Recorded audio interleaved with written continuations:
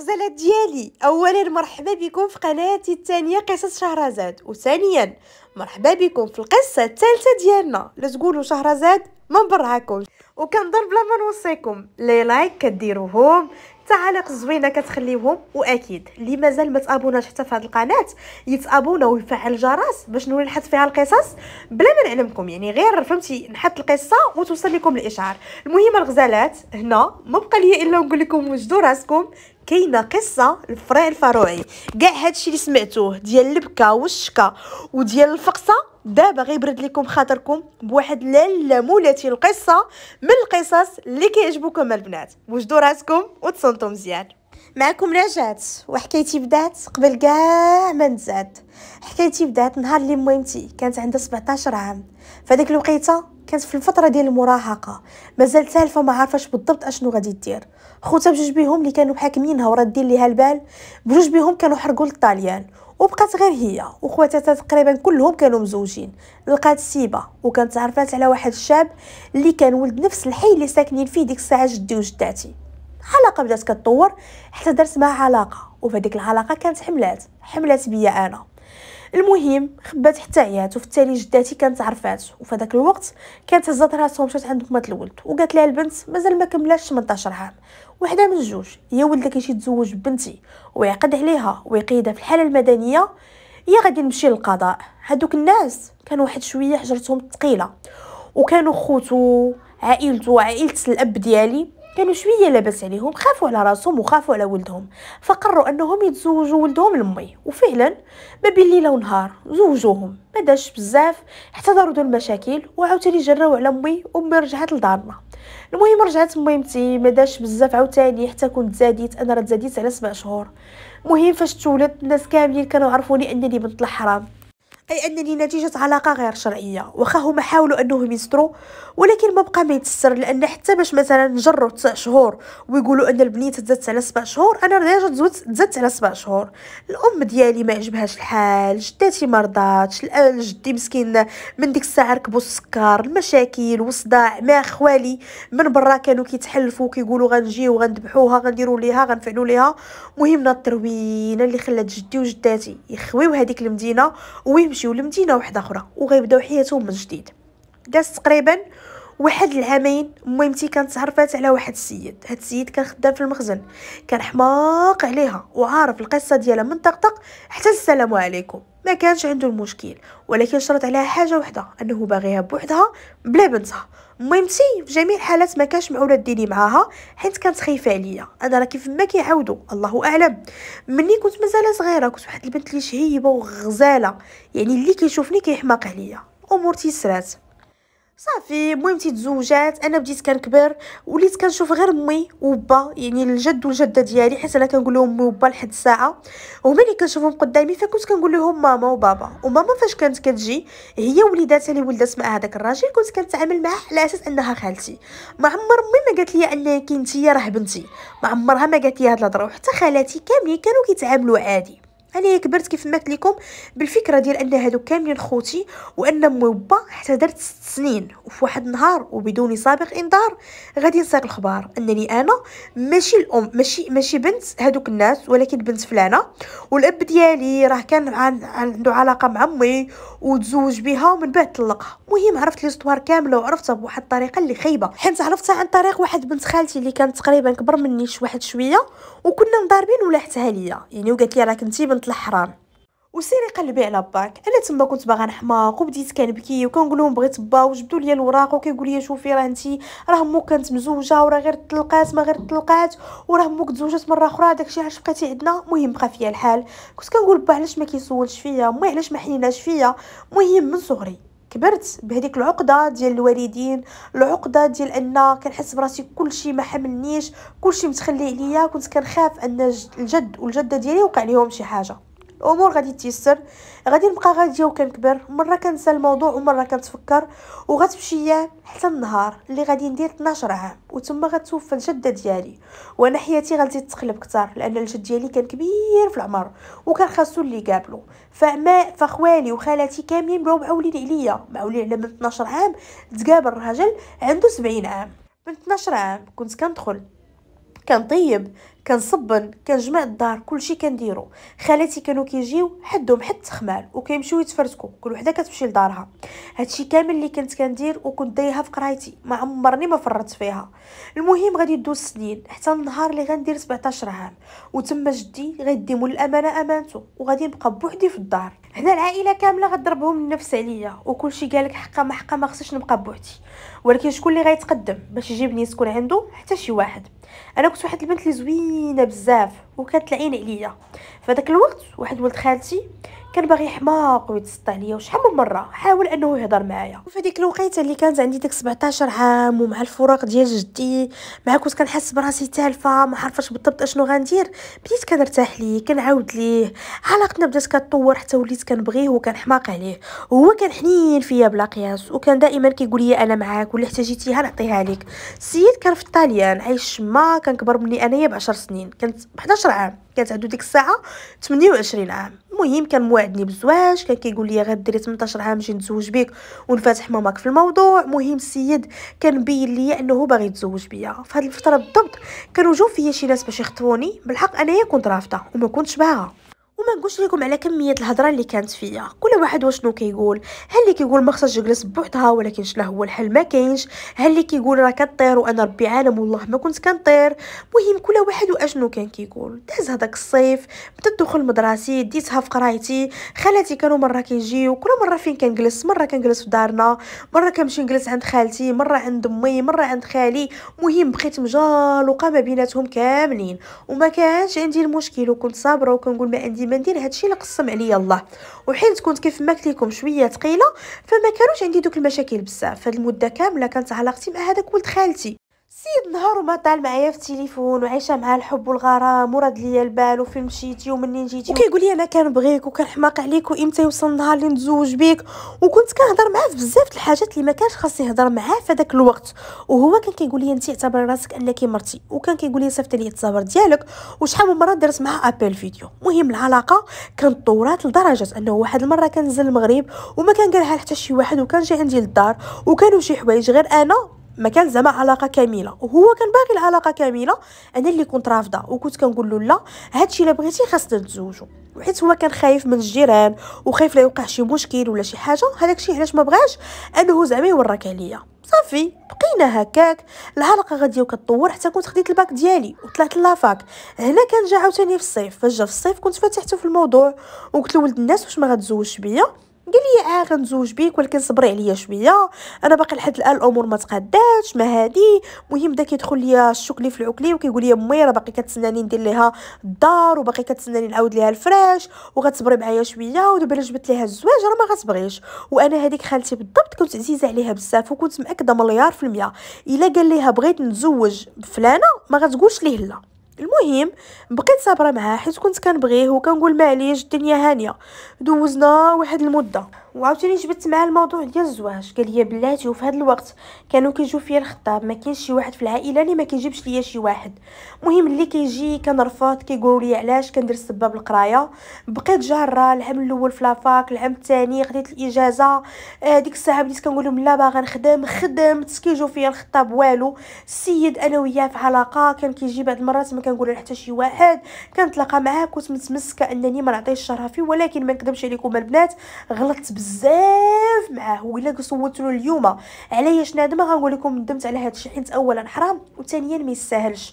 واكتشفت من بعد واكتشفت متاخر ان اللي يستاهلك هو اللي جا دق في بابكم وباغيك بالحلال ماشي باغيك بالحرام. اي واحد باغيك في الحرام راه ما كيستاهلكش. واللي يقول لك احقا انايا بغيت ندير معاك هادشي باش ما نديروش مع وحده اخرى، عارفين غير ولد الحرام مقطر. المهم هاد ولد الحرام استغلني مزيان. وفاش كملت انا وياه 5 سنين ديال العلاقه كنكتشف من طرف ماماه انهم كيقلبوا لي على عروسه.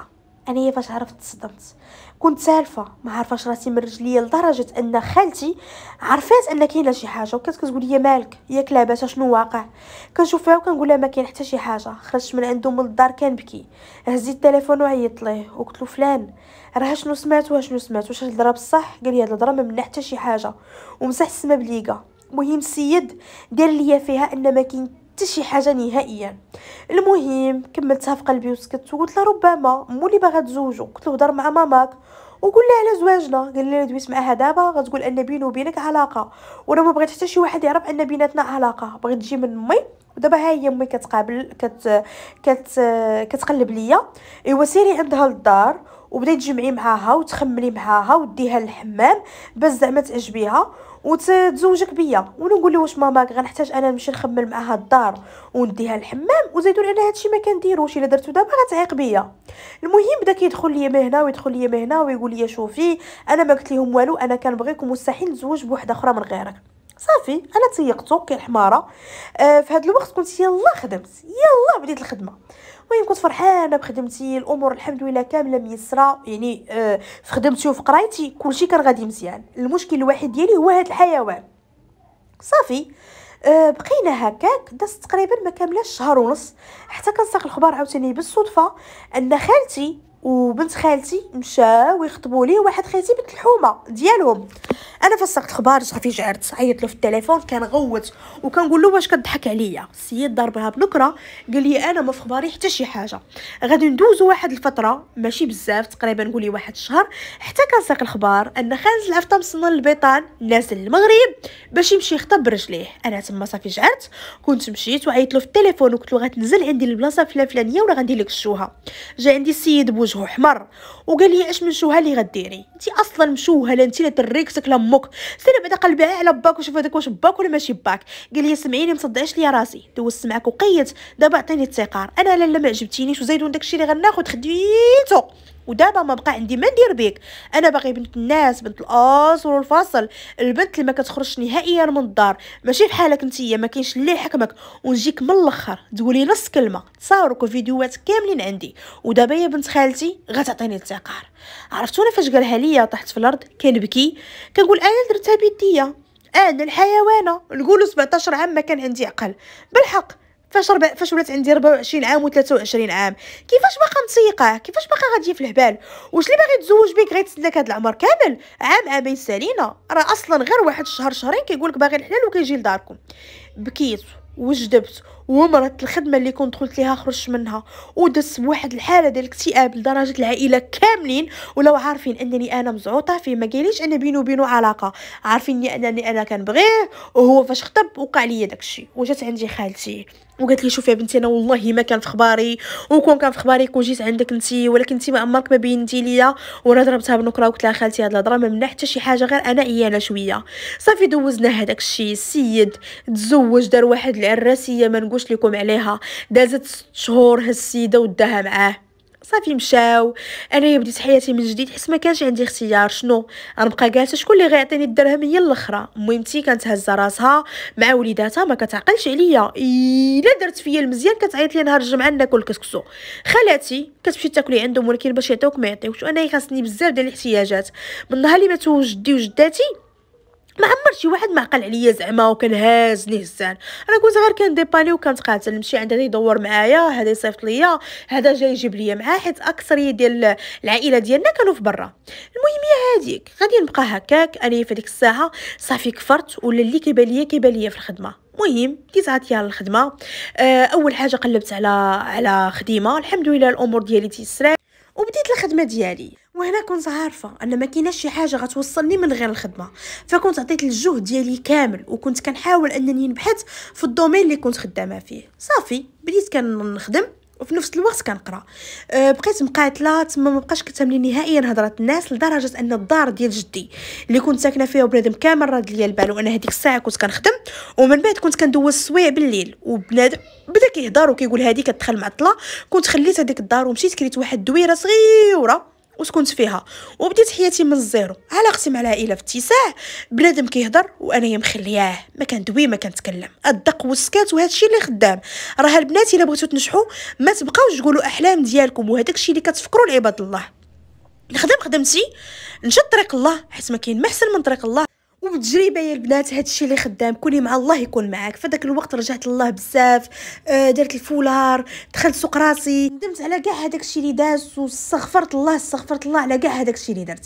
صافي بقيت ما بين الخدمه وما بين القرايه حتى النهار اللي غيجي عندي واحد الاستاذ، وهذا الاستاذ كان قاوري وانا كنت ديك الساعه يلاه درت الفولار. انا فاش دخلت كنقرا ما كنتش دايره الفولار، ولكن فاش بدينا وداز واحد شويه الوقت درت الفولار.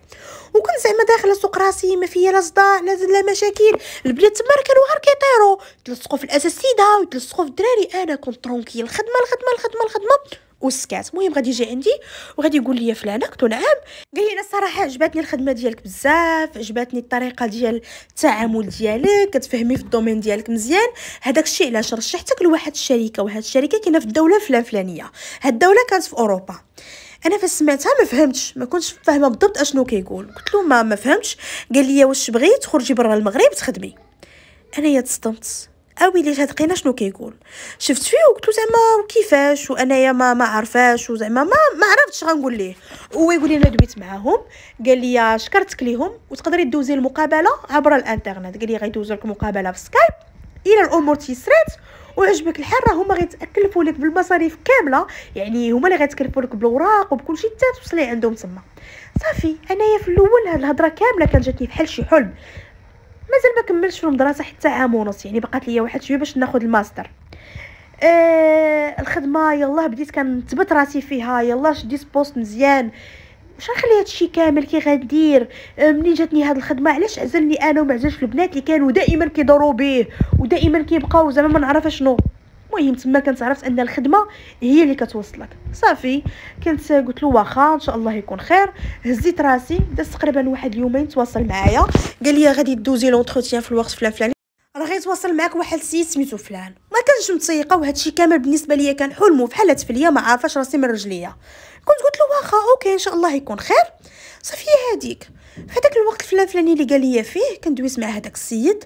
تو معايا تخيلوا السيد وانا داويه معاه في المقابله، ضاحك عاجبو الحال. يمكن الاخر كان عاود له عليا، قال له انسانه مجتهده وكتقرا، وانا كنت كنقرا البنات مزيان، ماشي زعما عطفان ولا، كنت كنقرا مزيان. قال له راه السيده كتقرا مزيان، راه كتفهم في الدومين، راه تبارك الله زعما كانت مجتهده وكنت متميزه في القسم. بديت كنهضر معاه، سولني على شي حوايج، الامور كامله تيسرات. كان قال لي شوفي حنا راه عجبتينا بزاف، صافي وجدي راسك ويكون خير. انا تما تصدمت، جاني هادشي فحال شي تصرفيقه، ما عارفاش راسي من رجليا. هزيت راسي تواصلت مع داك الاستاذ، قلت له ها انت كتشوف انايا راه قربت نكمل عامين، ما يمكنليش نخلي هادشي كامل ونمشي بلا ديبلوم. قلت له زعما انا بغيت داك البوست، ولكن في نفس الوقت خاصني الدبلوم ديالي. قال لي انا غندوي معاهم نقول لهم ياجلوا، وفي نفس الوقت غندوي مع المؤسسه، حتى انا كنت كنقرا في واحد المؤسسه بريفي. عندك المؤسسه كانت الشركه اللي خدامه فيها عطياني النص ديال الفلوس ديالها، يعني حتى الشركه خصني نعطيهم فلوس ولا خصني باش نفسخ معاهم واحد الكونطرا ديال الخدمه. صافي هي هذيك. كان كلشي مربج، حتى شي حاجه ما بغات تقاد، ما عرفاش شنو غيوقع. كلشي تعكس. هذاك الاستاذ قال لي صافي يكون خير. كندوى معاهم وهما كانوا وافقوا، كندوى ليهم على هذيك الطريقه باش انا قريت.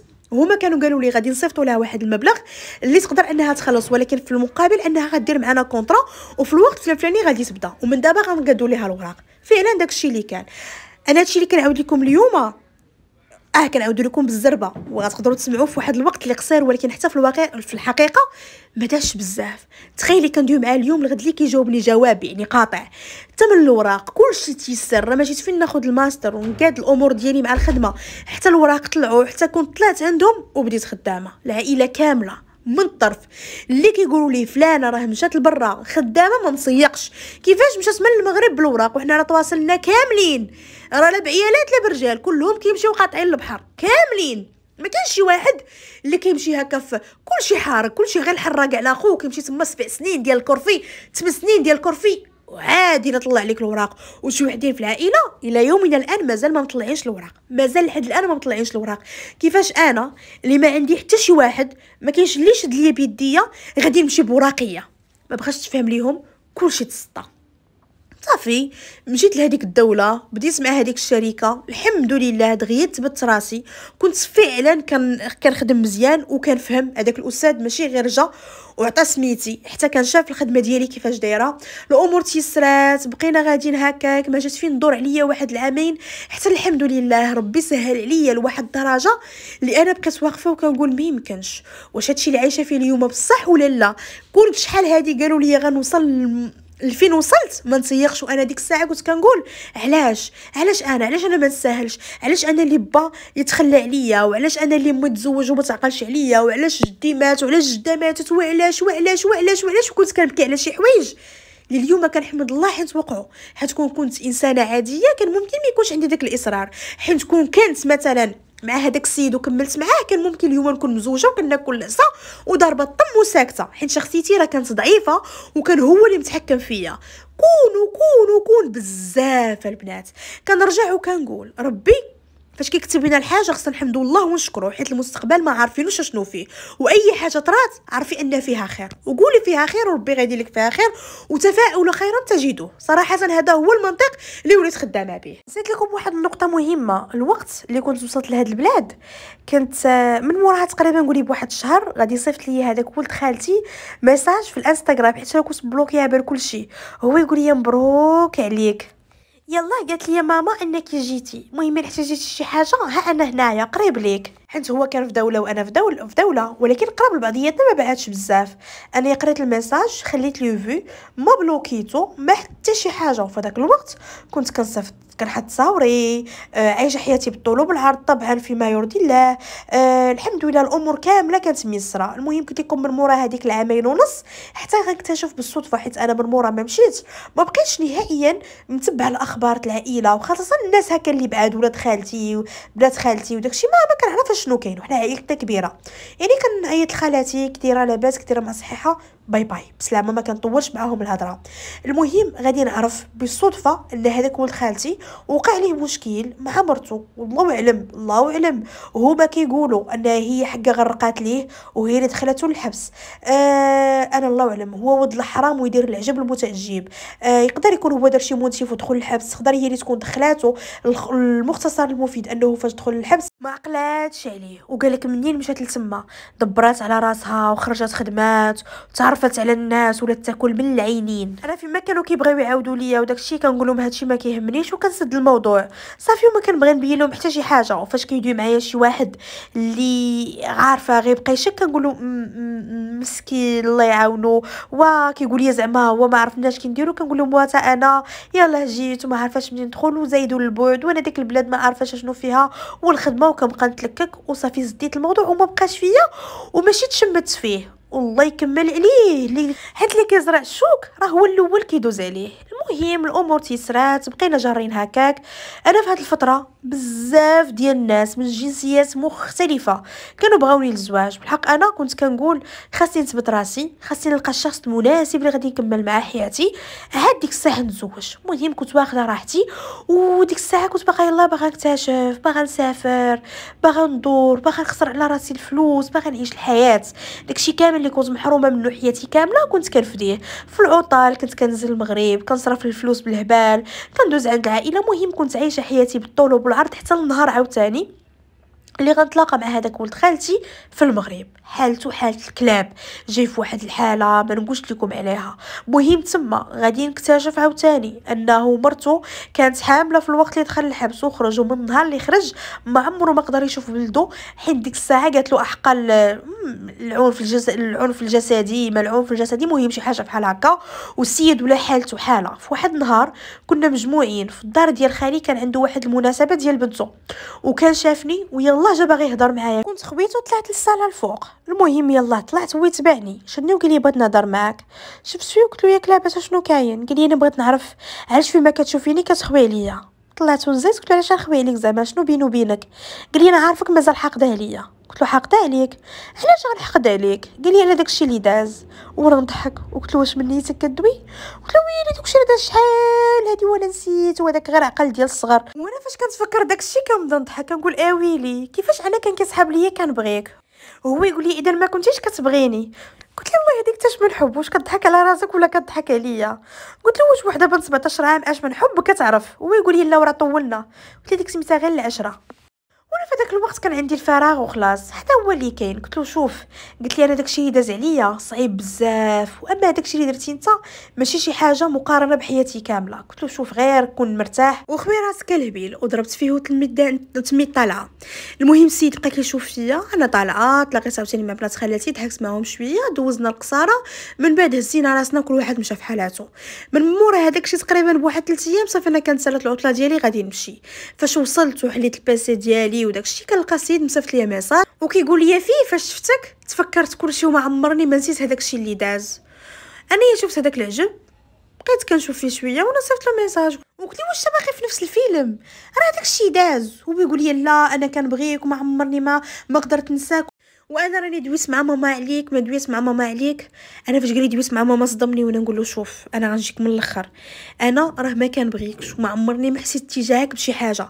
كانت واحد الفتره اللي كنت كنحس بها بالفراغ وكنت باقا صغيره ما عارفاش المشاعر ديالي، كان كيسحب ليا انني كنبغيك، يمكن احتياج الاب، يمكن بزاف ديال الحاجات. ولكن الا جينا نشوفوا الواقع، ما انت من سهمي، ما انت قاري في حالي، ما انت عندك ثقافتي، ما نتوافقش انا وياك، واخا كاع نتزوج بيك. انا فين وانت فينا ولد خالتي، ما كرهتش، ولكن حنا ما مناسبينش لبعضياتنا. ومن اليوم كنتمنى انك ما تبقاش تجبد معايا موضوع بحال هكا، وخليني انا وياك في التقار بلا ما نتحاشموا وبلا ما ندخلوا الشكل في العكلي. السيد تصدم من ديك النهار الى يومنا الان، ما عمره هضر معايا، واخا تلاقيت معاه شحال من مره، يا هنا يا لهيه. هادشي اللي كنعاود لكم راه دازت عليه دابا مده، الحمد لله انا اليوم تزوج بواحد السيد اصله مغربي بالحق مزيود هنا، عايشه معاه بخير وعلى خير، والده معاه بنيته، ما عندي حتى شي مشكل. وفاش كنجي نشوف هذاك ولد خالتي الى يومنا الان هو عايش في المشاكل. من مورا انا ما تزوج بواحد خيتي باقي ما داهاش من المغرب، قالك احقا باغا غير الاوراق وما نعرف شنو حصلها ما حصلها وتفارق معاها. وماشي بزاف غادي يتعرف على وحده من العائله، يعني بنت، المهم ما نقدرش نقول شكون، بنت العائله نيت، باقي عندها 16 عام، غادي يحصلها باها كتهضر معاه وغينوض الضجيج في العائله. وكانت غير واحد بنت خالتي اللي كنهضر معاها وقالت لي ويلي ما فراسكش بنت فلان راه داروا ديك الهضره.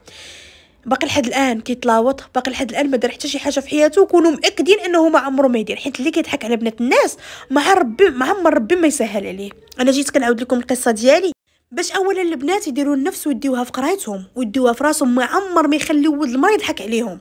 وثانيا دراري باش يعرفوا ان بنات الناس ماشي لعبه وماشي شطاره انك تضحك على بنت المرا. كون مأكد انا السمطه كدور والبزيم كيقصح. وإلا مشات استدعات فيك وليا الا طفرتي جي سيل ليا الغزالات ديالي. هنا سالت القصه ديالنا. ما تنساوش طبعا تخليو الاراء والتعاليق ديالكم لصاحبه القصه، وما ما تنساونيش من التعاليق الزوينه ديالكم. هنا ما بقى لي الا نقول لكم حبيباتي ما سخيتش بكم، كانت معكم شهرزاد اللي كتحماق وكتموت عليكم.